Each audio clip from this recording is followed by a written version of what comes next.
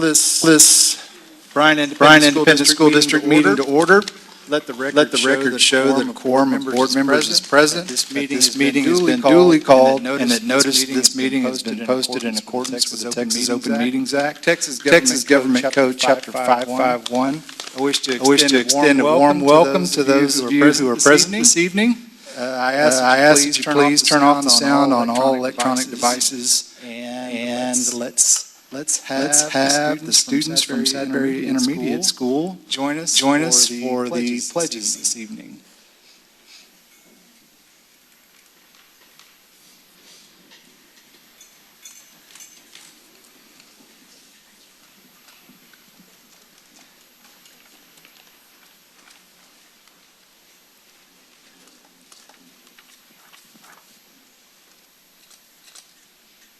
Good evening. Alfred Scott, proud principal, Sadberry Intermediate School. Before we get started, I do want to thank the school board for all of your support. We could not do what we do without the support we get from you guys. And Ms. Carabine, I want to say thank you to you as well. Your leadership makes it possible for us all to be successful. So I want to thank you guys. And now that I'm going to stop speaking because everybody knows that's a problem. I keep speaking. I'm going to introduce our student council sponsor as well as our ambassador sponsor, and they will let the kids introduce themselves.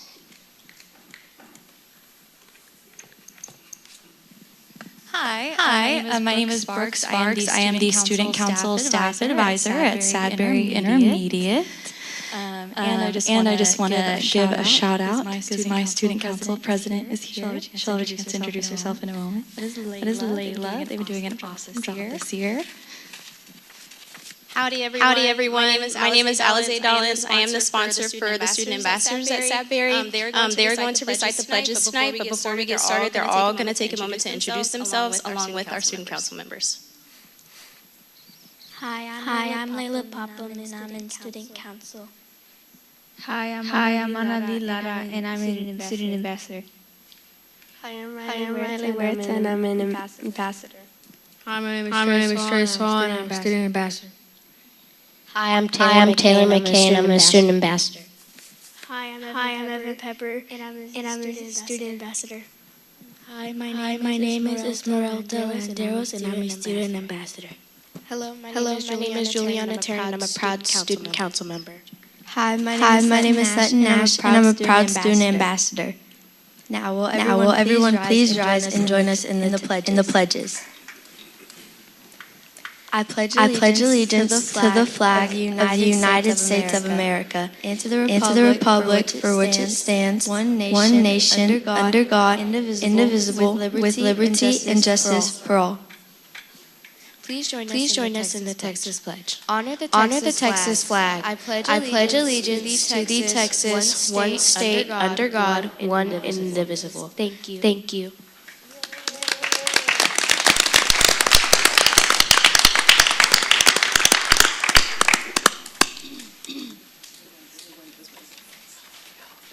Great job. Thank you. Next, we'll move into our spotlights. Our first spotlight is the Intermediate Teachers of the Month. Our first presenter will be again Mr. Alfred Scott, Principal of Sadberry Intermediate.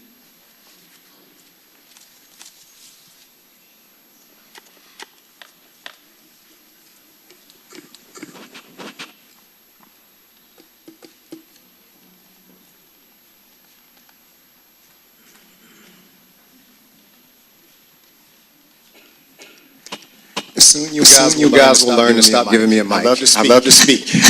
But again, I want to thank you guys for having us here tonight. Again, proud principal Sadberry Intermediate School. It just gives me great pleasure and joy to recognize Ms. Tia Creeks as Sadberry's Teacher of the Month. Ms. Creeks leads her avid classes with heart, purpose, and she consistently goes above and beyond to help students develop strong organizational skills that won't just help them this year, but will stay with them throughout their educational careers. What truly sets Ms. Creeks apart is her commitment to collaboration. She regularly reaches out to other teachers, building partnerships to ensure our avid students are supported, on track, and passing all of their classes. On top of that, she brings a great personality to our campus, keeping us laughing and contributing to the positive climate and culture we've worked so hard to establish at Sadberry Intermediate School.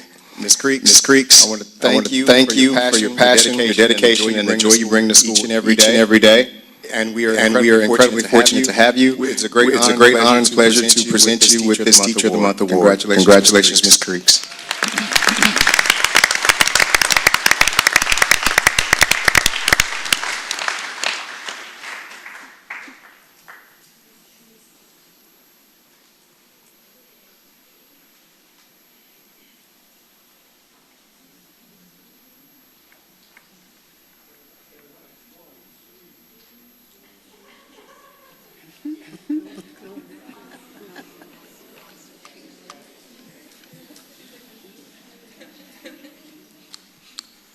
Presenting our gift cards this evening is Truist Bank Representative Alonzo Robles. So thank you, Alonzo.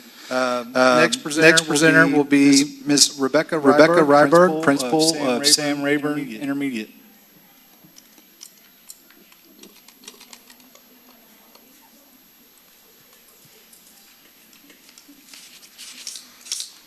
Good evening, school board members, and thank you again to echo what Scott said. Thank you so much for everything that y'all do for our students, for our families, and definitely for all of us as well. So I'm here to celebrate one of the people that y'all work tirelessly to support. This is Miss Victoria Garza, and it is an honor to nominate Victoria Garza for Teacher of the Month. This past semester has presented extraordinary challenges for our sales program at Rayburn, and Ms. Garza has met every hurdle with grace, leadership, and an unwavering commitment to our students. At the start of the school year, our second sales teacher received a well-deserved promotion. This left Ms. Garza as the sole veteran educator in the department, navigating a period where we relied on various substitutes to serve our students. During this time, Ms. Garza went above and beyond her own classroom duties. She took on the monumental responsibility of unifying our program. She successfully merged two groups of students into one cohesive unit. She served as a mentor. She led an entirely new team of assistants, training them to make learning fun and engaging while ensuring student safety remained top priority.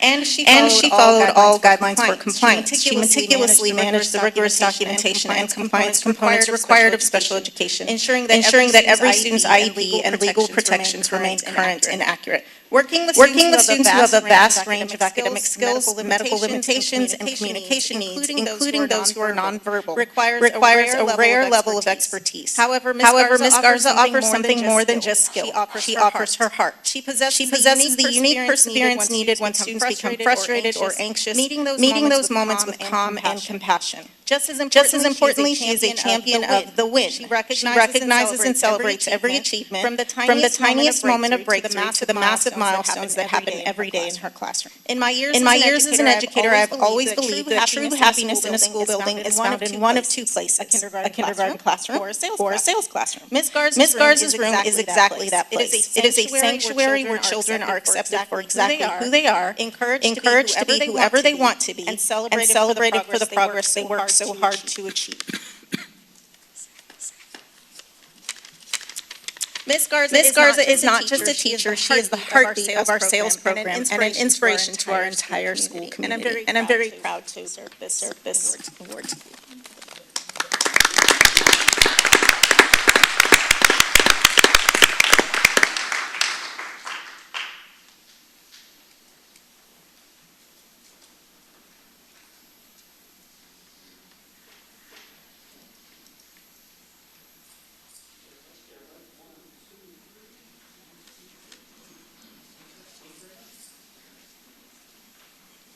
Congratulations. Spotlight for our Auxiliary Employee of the Month will be introduced by Mr. Pat Corbett, Executive Director of Operations. Good evening. Today we're proud to recognize Maria Ramirez as our Bryan ISD Auxiliary Employee of the Month. As an ADA school bus driver, Maria goes above and beyond to ensure the safety, comfort, and dignity of every student she transports. On many days, our drivers are the first interaction our students have with school. So her warm smile and genuine kindness sets a positive tone for each day by making students feel welcome, safe, and cared for. Combined with her reliability and professionalism, Maria truly makes a difference for our students, their families, and our team. Please join me in congratulating Maria Ramirez on this well-deserved recognition.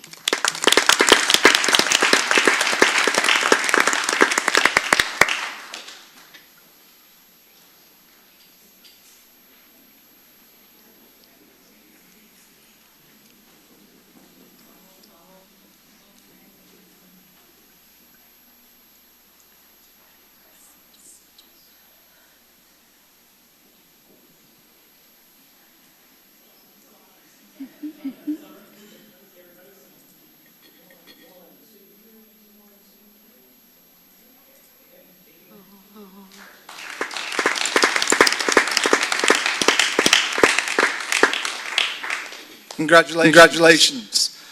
Our next spotlight will be for the Essential Aid Community Partnership Award presented by Director of Counseling Services, Ms. Donna Willett.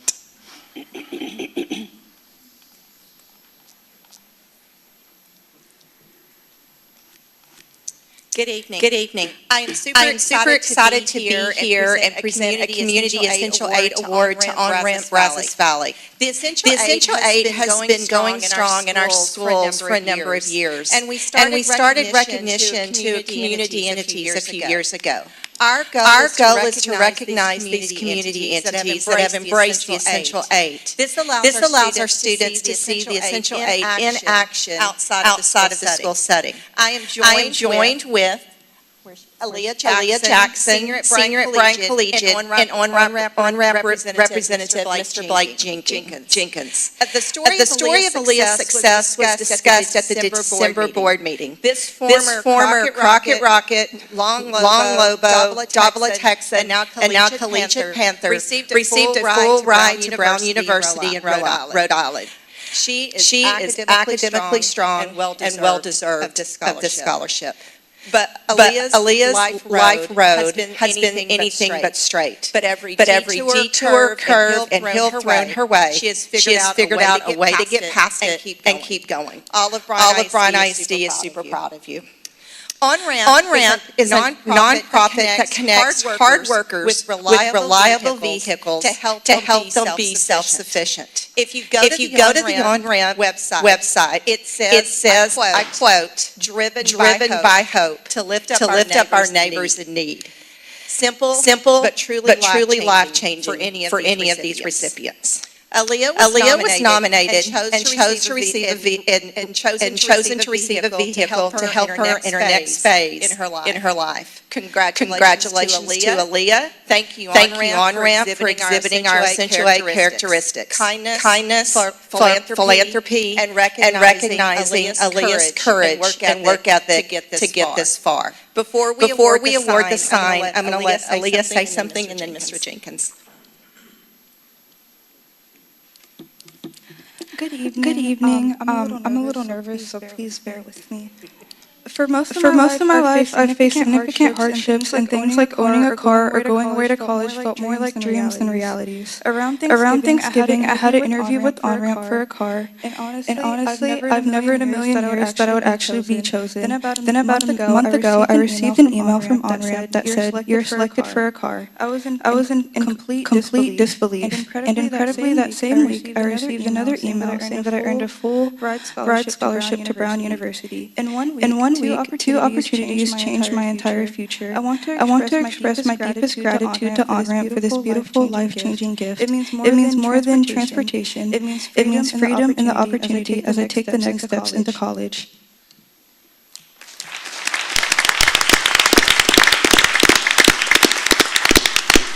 Thank you very much for having me out here. It's a joy to get to serve your students. On-ramp exists to help people towards self-sufficiency. We look for applicants who are already doing everything they can with what we have. And honestly, Aaliyah was one of the easiest yeses we've ever had. So we view what we provided a vehicle as a very small piece of what she has already brought to the table and those around her. So thank you for awarding us, but we really feel very secondary to what she has accomplished and what the people who love her have helped her accomplish in life. Hopefully we'll get to serve more of your students who are just as amazing as her.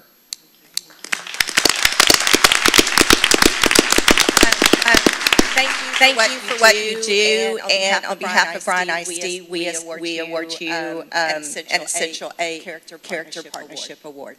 Thank you. Thank you.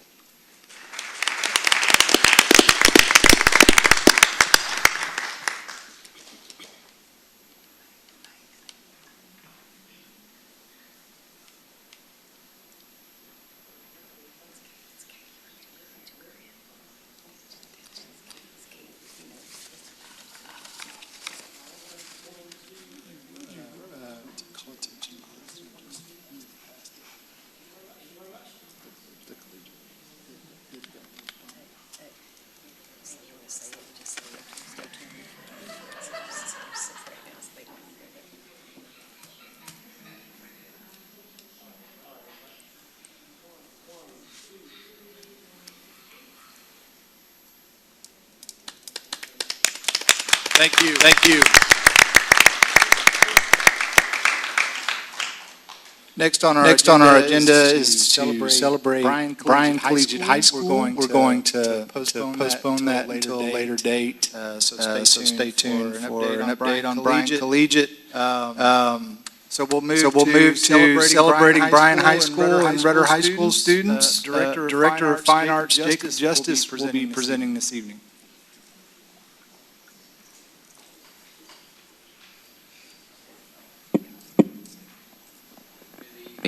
Oh, there we are. Good evening. Thank you again for allowing us the opportunity to spotlight some of our amazing fine arts students. Tonight I am proud to shine the spotlight on our phenomenal theater students who have gained the highest rank of superior at the State Texas Thespian Contest. This contest had over 12,000 students from all over Texas attend. Preparation involves months of rehearsal and work in order to go into a room and have 3 to 5 minutes to showcase in that moment their talent and their skill. The students who receive Superior represent the top 15% of students in Texas. Tonight I am pleased to present to you students from Rudder High School. Go ahead and come up, Rudder High School. Thank you.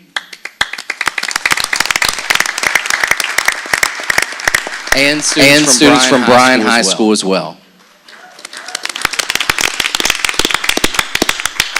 Their names are listed here on the screen. I'm going to invite all of you. We did this last minute. If you all will let me do this one more time. Y'all are just going to stand up here right in front of the board. We're going to get a great picture with you all together.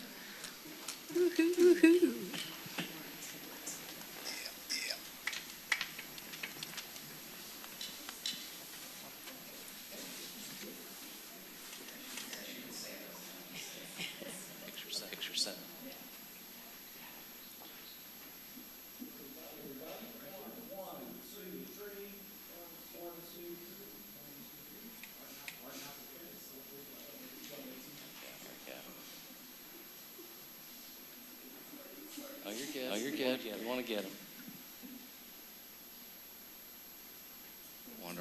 Wonderful. Thank you very much. In addition, you guys can go ahead and walk on down. In addition to these amazing students, one of our students is in the top 3.5% of the students who competed and earned a perfect score at the Texas Thespian Competition in the area of solo musical. This is Paige Perrone. We have seen Paige on the Bryan ISD stage and other stages with community theaters in our area. We're very proud of the work she does and proud of the person that she is. And we're proud of everything that's coming next for her. She's got a lot of work and a lot of talent, so we see bright things for her future. If you want to see her in your future, she is the lead in Bryan High School Cinderella. That is next weekend, January 29th through February 2nd. And all of these Bryan High School kids are ready to go because they're missing rehearsal right now. So Paige, congratulations on your solo musical. Lord, we thank you again for your support. We could not do it without you. We could not do it without their schools and the administration. And we definitely couldn't do it without our amazing teachers and the parents that choose Bryan ISD for their education. So thank you very much.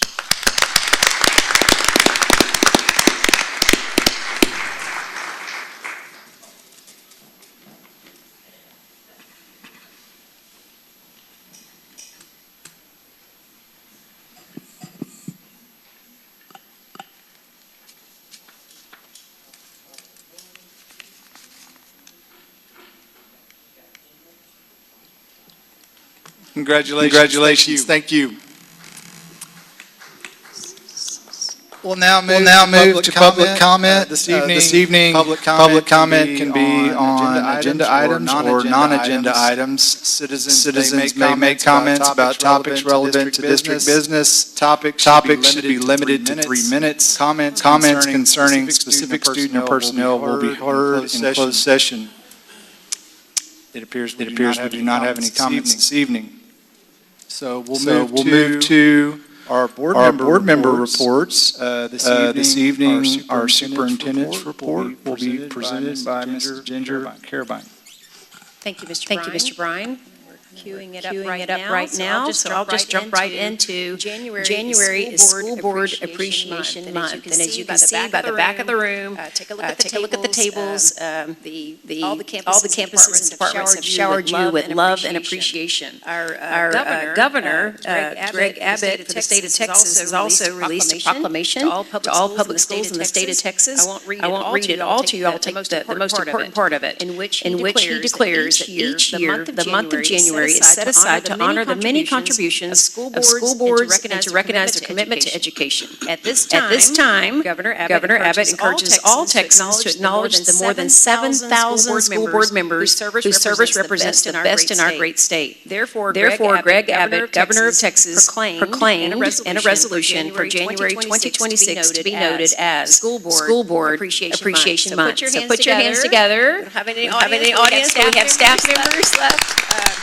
Much appreciation, and again, just a small token of sincere appreciation from all of our campuses, from the bottom of our hearts for all that you do. Thank you for your leadership, and the principal said it best. We could not do what we do without you and your leadership. I try to say it as often as possible, but our vision is the board's vision, which is children first always. And we know you make the best decisions you can in the best interest of children while supporting our staff and partnering with our families and engaging our community. So again, thank you. Moving on, we've had some big news in Bryan ISD, as you all know. I'd just like for the community to understand how proud we are of Coach Derek Rush, our Executive Director of Athletics, and the selection committee, as well as three interview panels for navigating the process to select our next high school coach for Bryan High School and campus athletic coordinator. And we're pleased to welcome home Coach Blake Joseph, a Viking Bryan High School class of 2005 graduate who led the Vikings to many victories as a star quarterback, and University of Houston Cougars recruited him to play quarterback for them. He later took his talent to Sam Houston University, and from there he went right into the coaching world. He comes from a family of coaches, some of the best actually in the state, coming out of Katy ISD and Port Neches Grove. So he has quite the talent and resources readily available to him. We're excited because he's been an offensive coordinator most recently at Denton Guyer. If you followed their program at all, you can see they are deep postseason contenders. And besides serving as an OC and a head coach, he's also been a quarterback coach at North Texas University. But we're proud to call him the leader of our Bryan High School Vikings. And he and his wife, Tori, who also grew up in the area, graduated from College and their 4 children are coming home to Bryan as soon as we can get them here. And we have Bryan Viking t-shirts ready for all the family. And we're planning a big pep rally, a meet the coach night, and we'll announce that as soon as everything's finalized. Again, welcome home, Coach Blake Joseph. Moving on, family and community engagement are on full throttle as usual. Thank you to Dr. Merrill and his team for leading us into our second annual Spring Community Pep Rally held at Bryan High School. It was a really fun night. We packed the gym. We had kids and athletes and fine arts, students, athletics, you name it, student leadership coming from Bryan High School, Rudder High School, Collegiate, and even MC Harris was in the crowd that night too. Lots of fun, just another way to shine a light on the amazing things happening here. So many choices and opportunities, and just another testament to how invested we are in community and family engagement. And speaking of community engagement, several of us were at the Brazos Center on Saturday night for the Brazos County Go Texan event. We are so grateful for this organization. I believe they declared that night that they were up to almost $2 million in scholarships for our students who are graduating Bryan ISD. So that night, I think they're still tallying it up. Ms. Waller is a member of this committee. Do you have any reports on the final outcome? They don't have the final outcome for this year, but annually now their goal is, the committee's goal is $100,000 of scholarships every year for students in our community. And this committee has been going since the early 70s. So now there's kids of the committee that started in the 70s and even have grandchildren that are working toward this. And I can attest to the fact that every dime that is raised by this Brazos County Go Texan, which is a subsidiary of the Houston Livestock Show and Rodeo, but every dime that is raised in our community stays here with our students. The money goes directly, it's turned around and goes directly to scholarships, which I'd like to mention that our Brazos County Go Texan scholarship applications are open right now. They open January 1st. They'll be open until March the 15th. You just go to Brazos County, go Texan.com and it's really easy. Find your way to the application and just it's the real deal. Great people. Many families, many generations in this committee, and it's something to be very proud of. Brazos County Go Texan Committee. Thank you, Ms. Waller. I also recall them announcing that night that the Brazos County group surpassed all the other counties that contribute with the Houston Livestock Show and Rodeo, including Harris County. So imagine that. Brazos County surpassed Harris County when it comes to the fundraising efforts, the contributions, and the way they give it back to the students. It is a great night. Many of the people running the organization were once students in our school district who were recipients, and now they know better than anyone about the importance of giving back. It's a really great night. We'll tell you when to save the date for next year. It's a fun evening for sure. And then finally, yesterday, many of us were involved with the Martin Luther King Jr. Freedom March. Hundreds of people showed up. The weather was beautiful, and it was a perfect day to march to Kemp Carver and have a program. And I honestly think every single campus was represented in some way. Junior ROTC there was there in a big way. We had the Neal bucket drummers from elementary performing. We had the police department. I believe the Sheriff's Department, many elected officials. We had board members, lots of our staff giving up time on their day off to celebrate such a momentous occasion. So it was a great day. It was a community event, not sponsored by Bryan ISD, but I'm proud to say we absolutely dominated the event, and it was a complete success. I know that we had Felicia Benford and David Stasny. So do you want to add anything to it? But in my opinion, it was a complete success. As usual, our students won all the awards in every category. I think there was maybe three or four we didn't win. The rest of them we took everything home. It was a great event and another way for our students to shine. And of course, nothing could be possible without our staff supporting the effort, our families partnering with us, and the community making these opportunities possible for us. So just another great week in the books for Bryan ISD. Thank you, sir. Thank you, sir. Thank you. Thank you. Moving to information items. Chief Financial Officer Mrs. Brittle will continue our budget development series tonight. We're focused on district revenue.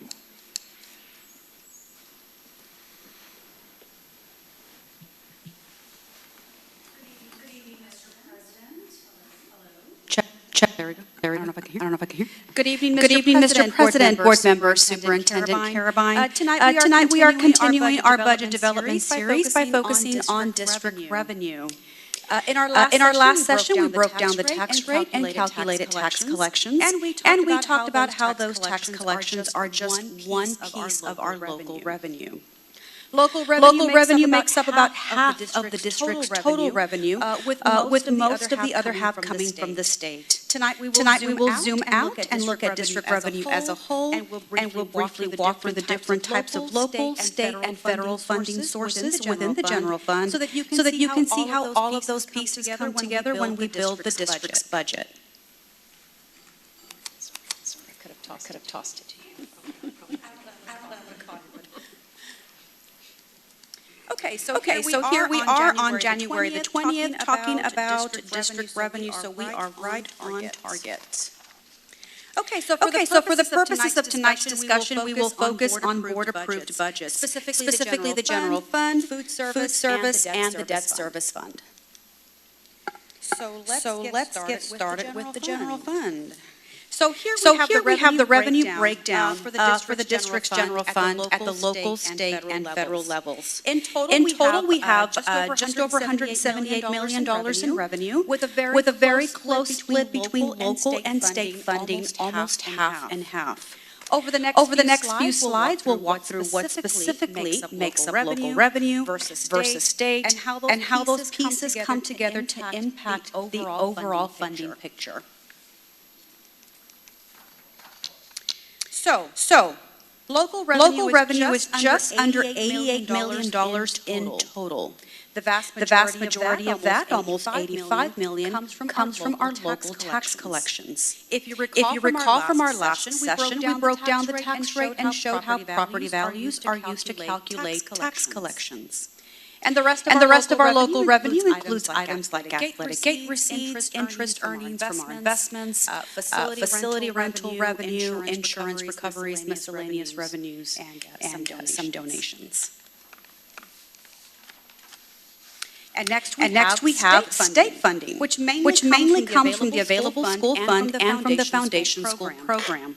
Together, these make up about half of the total general fund revenue, and each has its own specific funding formula. You'll also see items like TRS on behalf, Medicare Part D. TRS on behalf is when the state pays the district's share of an employee's retirement costs directly to the TRS system. Medicare Part D works a little similar to that as well. And both are considered paid per entries, which simply means there's a revenue and an expenditure recorded on both sides of the equation. So they do not have any impact on the district's fund balance. Now that we've talked about local tax collections and state revenue, this is a good moment to clear up the misconception that rising property values automatically mean more money for school districts. This is simply not true. In this visual, notice the order in which school districts are funded by the state. Local property taxes fill the cup first, and the state fills in any space that is left in the cup. If property values increase, the state's share simply gets smaller. On that note, let's take our thinking to a deeper level. Tax collections are rooted in appraisal values, so it would benefit the state if counties appraised at true market value. Because higher values equal higher tax collections, and higher tax collections equals less state aid. This is why two appraisal systems exist. The County Appraisal District and the Texas State Comptroller Appraisal System. The State Comptroller also exists as a mechanism to ensure that no district is over or undervalued in order to keep a level playing field and to keep the system fair for taxpayers and school districts across the state. So to recap, County appraisal districts determine the market value of property, and those values are used to calculate local tax collections that go into the state funding formula. The state comptroller then reviews those values to make sure counties are truly appraising at market value and doing so fairly and consistently across the state. This matters because the more a school district collects locally, the less funding the state has to provide. And that's why the comptroller's review is an important part of the checks and balances system, and why two separate processes exist. Norma, just real quick, I don't mean to interrupt you. Who determines the size of the cup? The legislature does. Thank you. Yes, sir. Yes, sir.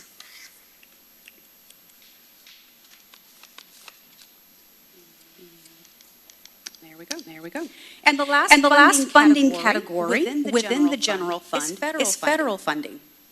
We don't receive much of it, but there is a small amount included within our local budget. The first type of revenue is revenue received or revenue that is generated from indirect costs on federal programs. What is that? Indirect cost revenue comes directly from federal programs to help cover the behind-the-scenes costs of running programs, such as payroll processing, accounting, utilities, and other administrative-like functions. The second type of federal revenue comes from something called the Medicaid program. A Medicaid program in school district allows districts to receive quarterly federal reimbursements for certain health-related services such as speech therapy, occupational therapy, or nursing services provided to Medicaid-eligible students. This reimbursement revenue can be used to support additional student health programs. And the final type of federal revenue comes from a program called SHARS, which stands for School Health and Related Services. It is similar to the Medicaid program, but it specifically reimburses districts for approved medical services provided to eligible special education students. Unlike Medicaid, SHARS is filed on an annual basis and not quarterly. In addition to the general fund, the board also approves the child nutrition budget. Revenue from this fund comes from the number of meals served. The more meals served, the more revenue a school district receives. Bryan ISD currently operates under a CEP district, which stands for Community Eligibility Provision. This allows all students to receive free meals, and the district is reimbursed based on the percentage of students who are directly certified, meaning students who receive SNAP, benefits, Medicaid, or some type of similar assistance. The child nutrition program also generates additional revenue from adult meal sales, a la carte sales, and other special programs like snacks, summer meals, and commodities. The program as a whole is highly regulated by the U.S. Department of Agriculture, and this fund is included as part of the district's annual audit. And the last board-approved budget that we have is the debt service fund. When it comes to debt service revenue, most of that actually comes from tax collections. If you recall from our last session, we broke out the tax rate into two parts, the M&O rate and the INS rate. The INS portion generates 27 cents for every $100 worth of property value, and that revenue is used to make our annual debt payments. This is a very simple fund with one purpose. We generate just enough revenue to cover those annual debt payments. We also talked last time about how the state holds districts harmless when homestead exemptions increase. The state makes up that difference through additional state aid for homestead exemptions. This is often called the Asahi. So in debt service fund, you'll see both local revenue and some state revenue tied to that hold harmless provision that school districts receive. And last but not least, these are not budgets that the board approves, but approximately $12.4 million of district revenue comes from federal grants and special revenue sources. These funds are not board-approved budgets, but they do supplement the general fund. Some of these are grants like in Title I, Title II, ESSA funds, which the district applies for every year. And other examples include the Education Foundation, Special Education, Visually Impaired Services, and Safety and Security grants. Each of these funding sources has a very specific purpose. They have their own rules, formulas, and timelines. They're distributed at different points during the year, and they follow different budget calendars and have their own drawdown schedules. One important thing to remember is that grant funds are intended to be used in the year that they are awarded. So what does that mean? It means this year's money is meant for this year's kids. So while these funds come with more requirements and red tape, they do play an important role in supporting and supplementing the overall district budget. All right, so we have made it through the basic allotment. We've talked about tax rates, and now we have talked about district revenue. Our next information item will include a super exciting lesson on school bonds, so stay tuned. Be happy to take any questions at this time.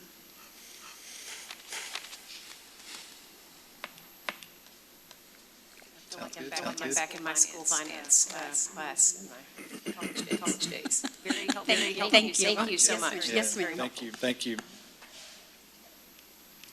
Next information item is an update on progress towards Board Goal 1, Academics and Student Achievement, presented by Dr. Barbara Ibarra, Associate Superintendent of Teaching and Learning. Hi, good evening. Thank you, sir. So this evening I wanted to do a follow-up presentation from the annual report that was provided at the last meeting, which was just last week. So a little bit of a review and then a little bit more data for you to review regarding progress towards board goals, and in particular, the academic goals, student achievement and student growth. As a gentle reminder, we've gone over this a few times now, based on the board goals from 2025, which ran from January to December. This update is referencing that set of board goals, and knowing that all of those board goals are in alignment with the House Bill 3 goals for early childhood literacy and numeracy, which you did see in the annual report last week, college career military readiness, which we'll discuss a little bit again this evening, and basically drives all of the other plans in the district, the campus improvement plans that principals have been coming to present their progress on towards the board. All of the work that the board sets forth in the goals and the direction is what leads all of the campuses to fall into alignment with those goals. And then lastly, before we get into this evening's content, this also aligns very nicely with the Texas Strategic Leadership Program, and just reinforces that the work of the board is in alignment with the work of the state and governance, and in particular with academic oversight. The levers that the state feels like are important are actually the levers that you've already centered your board goals on, which is handy and certainly insightful.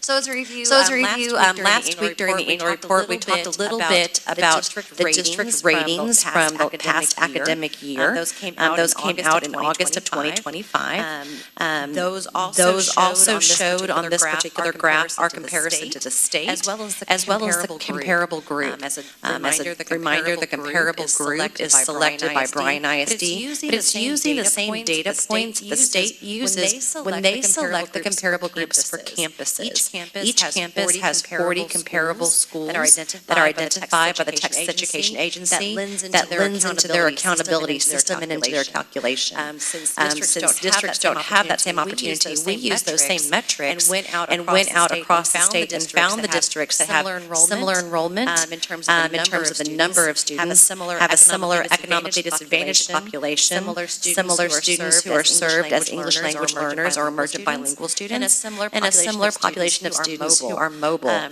Knowing that our comparable district roughly is 6 to 8 districts on any given year, that we kind of compare ourselves to, knowing that they serve students that are similar to ours and in similar circumstances. In looking at that on this particular graph, you can see the accountability overall ratings for campuses for our district being the blue, and then for the comparable group being in the green, and the state, and that is statewide. And just statewide, and just what percentage of campuses fell in the A category, the B, the C, and so on. While we're not all A's and B's as we would like to be, we did trend in the right direction this past year, with more of our schools receiving A's and B's than in the prior year, and pleased that none of our schools were identified as an F-rated school. So definitely progress in the right direction. We also talked a little bit about our graduation cohorts. And I have two graphs for you. One that you saw last week and then a new one. This is one that you saw last week, and it deals with the cohort. A cohort of students is just what you would think. We all went to ninth grade the first day together, so we're all ninth graders, which means we should all graduate in 4 years together. So the state looks at what percent of your students graduated in 4 years from the cohort that all started on the same year. So when we look at our 4-year cohort, we can see for the class of 2023 on the right-hand side, it was 94%, 94.8 actually, and for 2024 it was 94.0.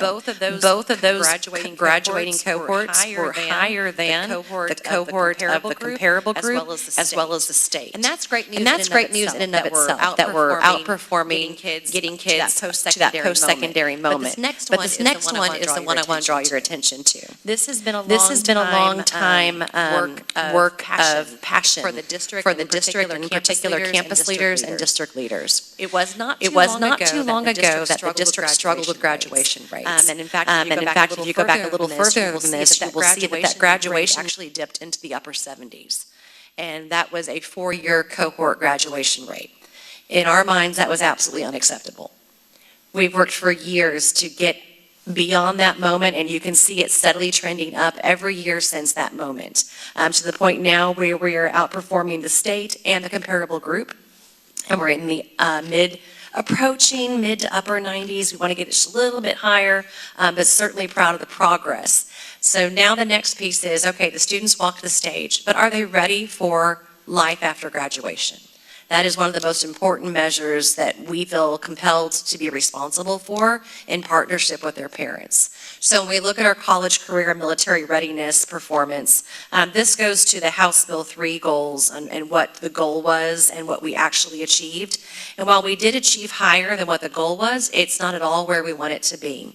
One of the things that kind of compounds it, this is similar to the graduation graph that you saw a few moments ago. We went back in time to 2017. CCMR was not always tracked by the state of Texas, not in the way that it is today.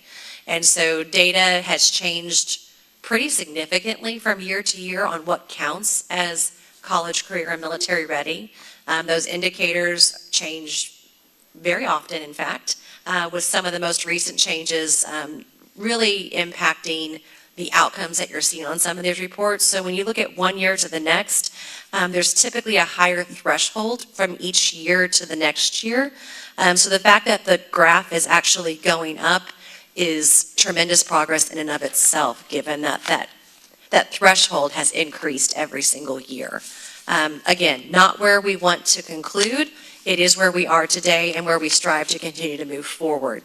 Again, making sure that our students not only walk that stage, but know where they're walking after they graduate and after they walk that stage, and they're ready for their post-secondary life.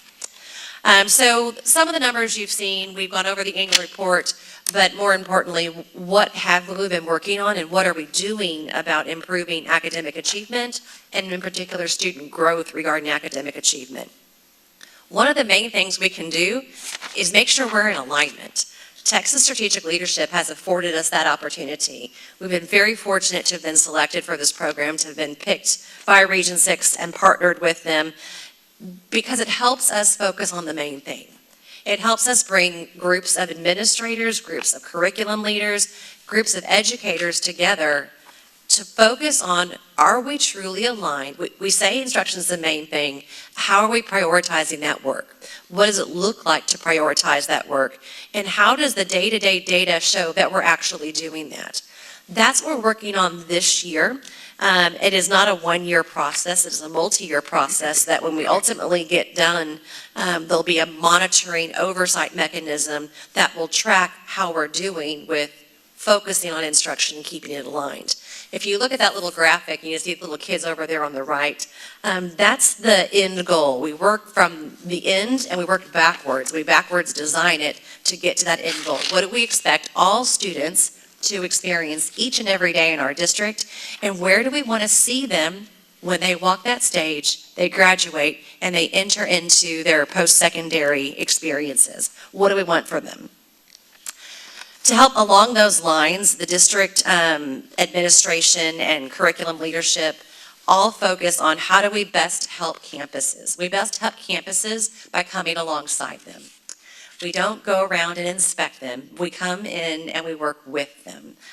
The curriculum and instruction team does a fabulous job of walking campuses regularly, offering support to teachers, offering support to campus administrators, and guiding them on where they see areas of strength and areas where we might include some additional professional development.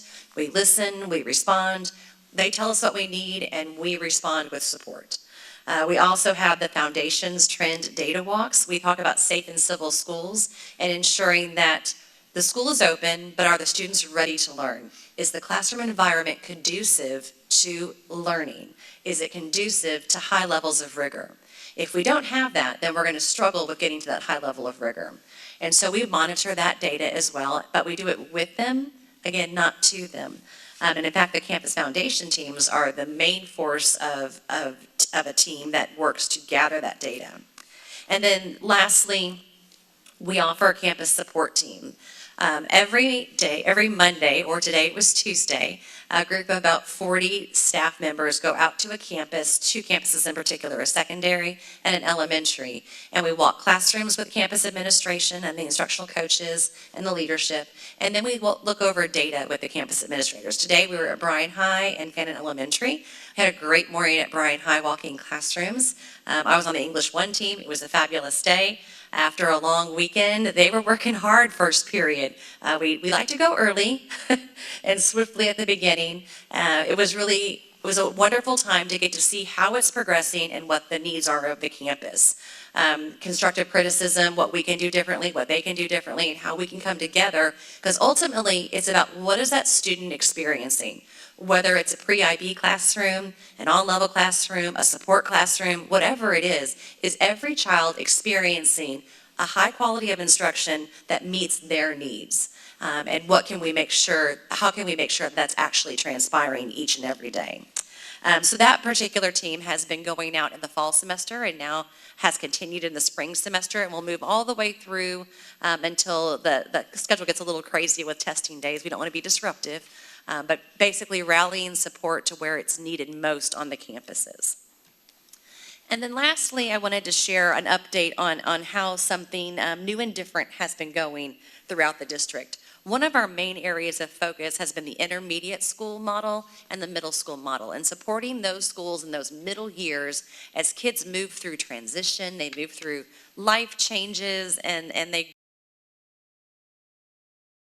their responsibilities for their academics.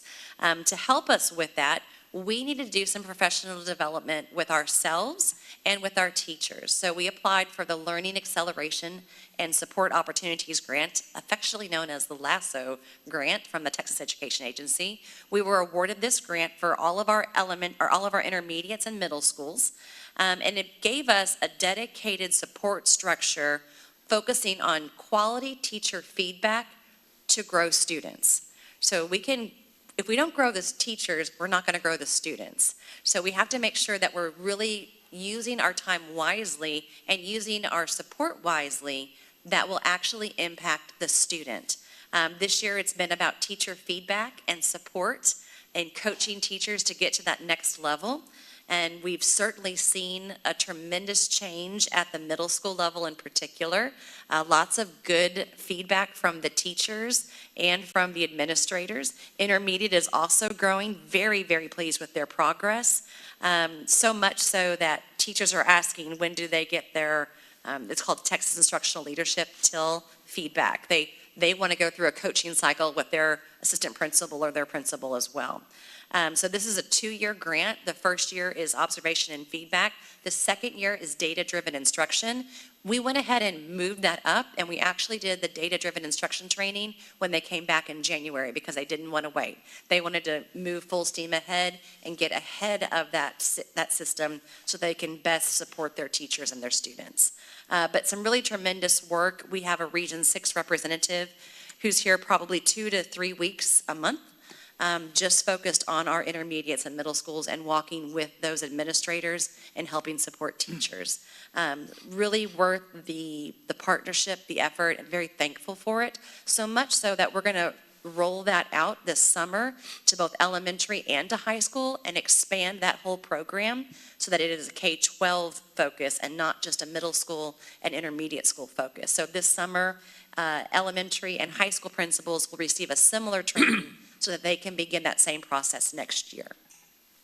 And with that, I offer any answers to any questions that you might have. Dr. Barr, I got a question on the 4-year longitudinal graduation rate. Yes, sir. I'm just curious. I mean,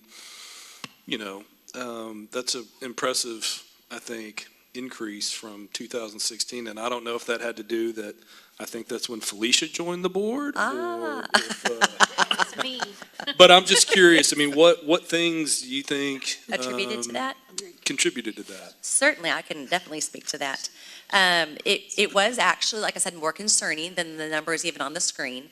At that time, one of the big shifts is we moved to an 8-period day. What we found is that many students were becoming disengaged when they struggled with an EOC. This is when EOCs came into fruition, right? And if you didn't pass an EOC, well, then you could not graduate. It was before individualized graduation committees came about. And so the urgency on making sure our students were academically prepared meant that many students had to give up elective courses if they were not successful the first time on an end of course exam. And so if you had to give up your CTE or your fine arts or your athletics, we started to see kids become very disengaged. And with that, sometimes they did not come back to school.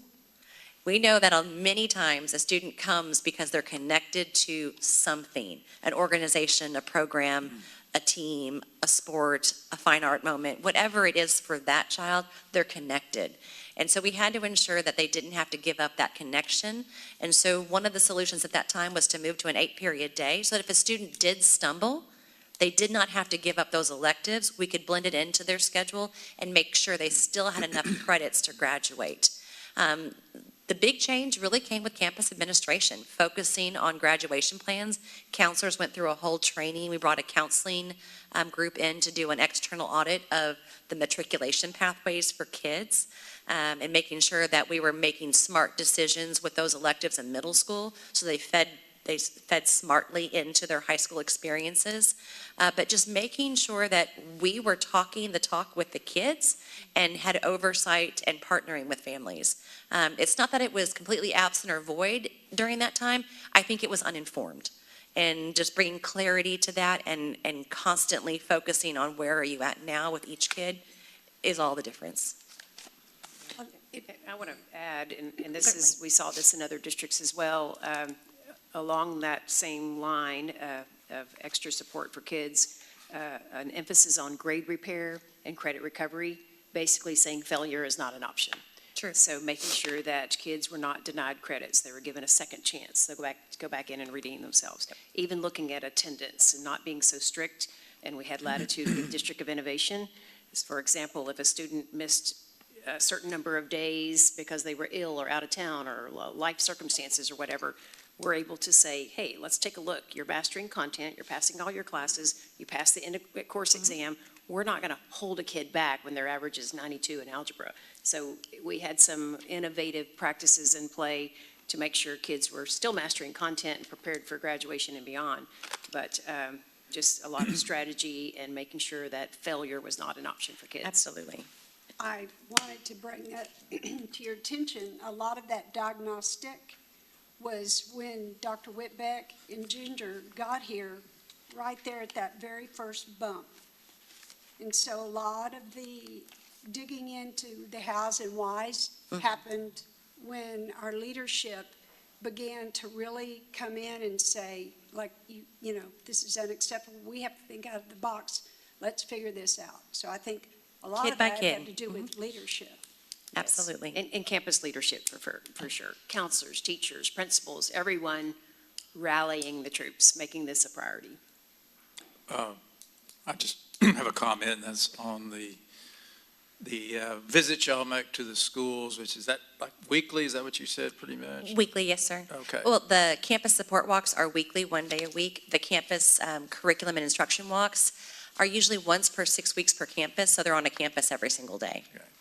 That could have gone two different directions. One could have been a very intimidating and scary thing that would have not been received very well by staff, but from what I've seen about culture, climate improvements, and also our really impressive reduction in turnover, I would say it's been very positive. So I think, I guess my comment is that what could have come across is, oh my gosh, they're coming to check me out, and I'm scared to death. Maybe there is still some of that, but No. But I have a feeling that y'all have managed to turn that into a very positive thing, and I don't know all the ins and outs of that, but I just want to congratulate y'all on that. That's very important that you turned it into, or made it clear that it was not a gotcha moment. Thank you, sir. School leadership is phenomenal at that. It is truly what can we do together to support students. That's the only angst is how do we get there to help kids from all parties involved. Thank you. Thank you.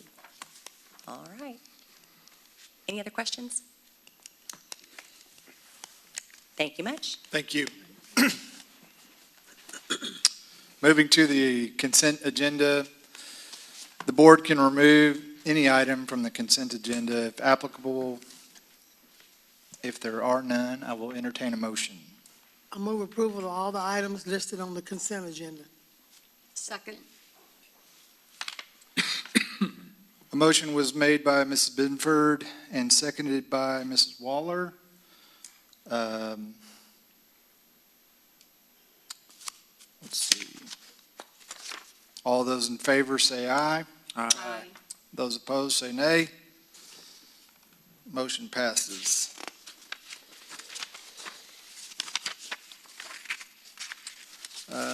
Moving to closed session, the board will now convene in closed session to discuss the following items as allowed by the Texas Government Code, Chapter 551.074 and 551.0821. No voting will take place in closed session meeting. Any action the board wishes to take as a result of the discussion in closed session will occur after the board reconvenes in the open meeting. The time is now 7:02.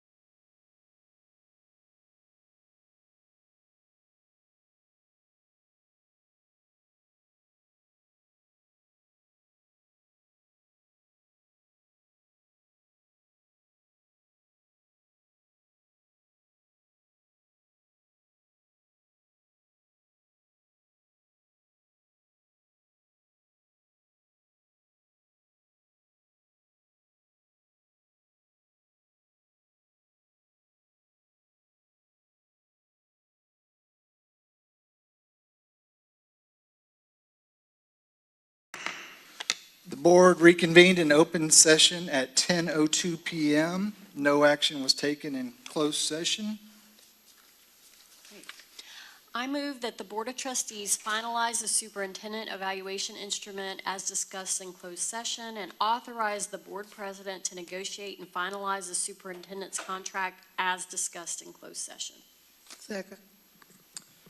Motion made by Dr. Harlan Wolf, seconded by Mrs. Benford. All those in favor say aye. Aye. Those opposed say nay. Motion passes. There being no further business, the meeting adjourned at 10:02 p.m.